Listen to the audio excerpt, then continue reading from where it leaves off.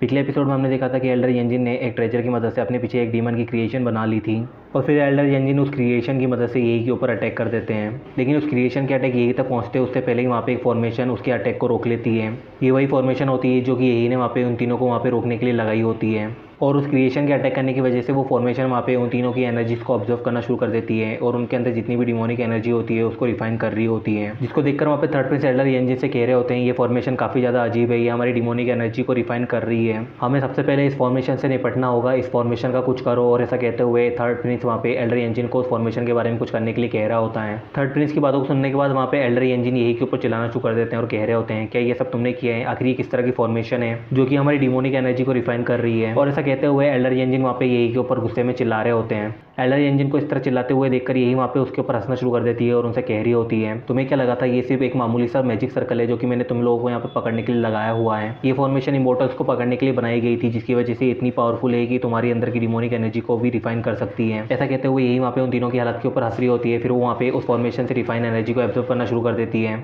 जिसकी वजह से यही का कल्टिवेशन बढ़ना शुरू हो जाता है और अब वो डिवाइन ट्रिब्यूशन लेवल के थर्ड स्टेज पर पहुंच जाती है। एल्डर यंजिन वहाँ पे यही की हरकत को देखकर बहुत ज़्यादा गुस्सा हो रहा होता है क्योंकि उसको समझ में नहीं आ रहा होता है आखिर ये लड़की इतनी ज़्यादा पागल कैसे हो सकती है जो कि ये बैटल के बीच में अपने अपोनेंट की एनर्जी से ब्रेक थ्रू कर रही है और वो भी 2 स्टेज एक साथ। और अगर ये इसी तरह ब्रेक थ्रू करती रही और पावरफुल होती रही तो मैं इसका मुकाबला नहीं कर पाऊंगा, नहीं मुझे इसे जल्दी ही रोकना होगा। और ऐसा सोचते हुए एल्डर यंजिन वहाँ पे अपने डीमन क्रिएशन से यही के ऊपर हमला कर देते हैं। लेकिन उस हिल फॉर्मेशन की वजह से उस डीमन क्रिएशन का अटैक यही तक नहीं पहुंच पाता है और अभी वो वहाँ पे उस हिल फॉर्मेशन से टकरा रहा होता है। लेकिन फिर हम वहाँ पे एक अटैक को देखते हैं जो कि वहाँ पे उस डीमन क्रिएशन के हैंड को तोड़ते हुए आगे निकल जाता है और सीधा ऊपर की तरफ जा रहा होता है। और जैसे ही वो अटैक वहाँ पे आसमान में जाके टकराता है वहाँ से बहुत ज़्यादा लाइट आना शुरू हो जाती है और फिर हम वहाँ पे यही की इमॉर्टल बॉडी का क्रिएशन देखते हैं जो कि वहाँ पे यही के पीछे फॉर्म हो रहा होता है। ये देखकर वहाँ पे एल्डर यंजिन बहुत ज़्यादा हैरान होते हैं क्योंकि उन्होंने अपने पास एक डिवाइन ट्रेजर की मदद से अपने पीछे एक क्रिएशन बनाया होता है और यही ने सिर्फ अपनी एनर्जी की मदद से अपने पीछे एक क्रिएशन बना लिया होता है। थर्ड प्रिंस भी वहाँ पे ये सब देखकर बहुत ज़्यादा हैरान होता है और उसे यही से डर लग रहा होता है क्योंकि यही की पावर्स एल्डर यंजिन के बराबर होती है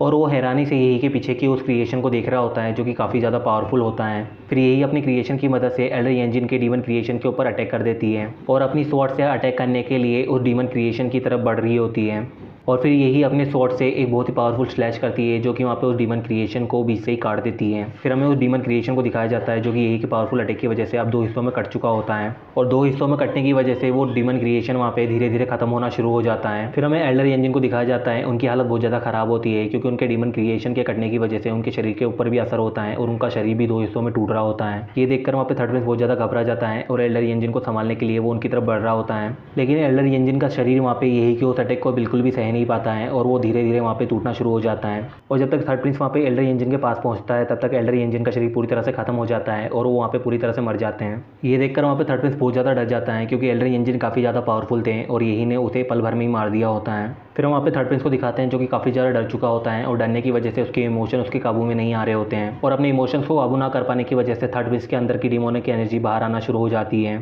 थर्ड प्रिंस को इस हालत में देखकर आर्मी जनरल वहाँ पे बहुत ज़्यादा डर जाते हैं और उसकी तरफ बढ़ रहे होते हैं। लेकिन जैसे ही वो वहाँ पे थर्ड प्रिंस के पास में आते हैं वो समझ जाते हैं कि अब इस एनर्जी को काबू नहीं किया जा सकता और अब ये बहुत ज़्यादा खतरनाक हो गई है। और फिर वो वहाँ पे मन में सोच रहे होते हैं आज जो कुछ भी हुआ उसकी वजह से थर्ड प्रिंस अपने इमोशन को बिल्कुल भी काबू नहीं कर पा रहे हैं और मुझे डर है कि अगर थर्ड प्रिंस की एनर्जी ऐसे ही बढ़ती रही तो कहीं वो खुद को ही खत्म ना कर ले। आर्मी जनरल वहाँ पे ये सब सोचते हुए बहुत ज़्यादा परेशान हो रहे होते हैं और उनको कुछ भी समझ में नहीं आ रहा होता है कि उन्हें अब आगे क्या करना चाहिए। और फिर वो खुद से ही कह रहे होते हैं सेफेक एम्प्रेस इस वक्त बहुत ज़्यादा पावरफुल है और हम दोनों मिलकर भी उसका सामना नहीं कर सकते हैं। लेकिन अगर शायद थर्ड प्रिंस अपनी एनर्जी की मदद से इस सील को तोड़ते तो हम दोनों यहाँ से बचकर निकल सकते हैं। लेकिन ये बहुत ही बड़ा गेम्बल है, अगर मैंने ऐसा किया भी तो ताइलोंग डायनेस्टी में वापस लौटने के बाद ताइलोंग एंसेस्टर मुझे नहीं छोड़ेंगे। और ये सब सोचते हुए वहाँ पे आर्मी जनरल बहुत ज़्यादा परेशान हो रहे होते हैं। थर्ड प्रिंस की इस अजीब कंडीशन को देखकर वहाँ पे मिनिस्टर हाओ भी यही के पास में आ जाते हैं और उससे कह रहे होते हैं आखिर किस तरह की एनर्जी है, ये एनर्जी तो बहुत ही ज़्यादा खतरनाक है और मुझे ऐसा लग रहा है जैसे कि ये एनर्जी मेरी पूरी आत्मा को तोड़ सकती है। और ऐसा कहते हुए मिनिस्टर हाओ वहाँ पे यही के पास में आ जाते हैं ताकि ज़रूरत पड़ने पर वो यही को वहाँ पे प्रोटेक्ट कर सकें। मिनिस्टर हाओ की बातों को सुनकर वहाँ पे यही उस एनर्जी को और भी ज़्यादा ध्यान से देखने लग जाती है और मन में ही सोच रही होती है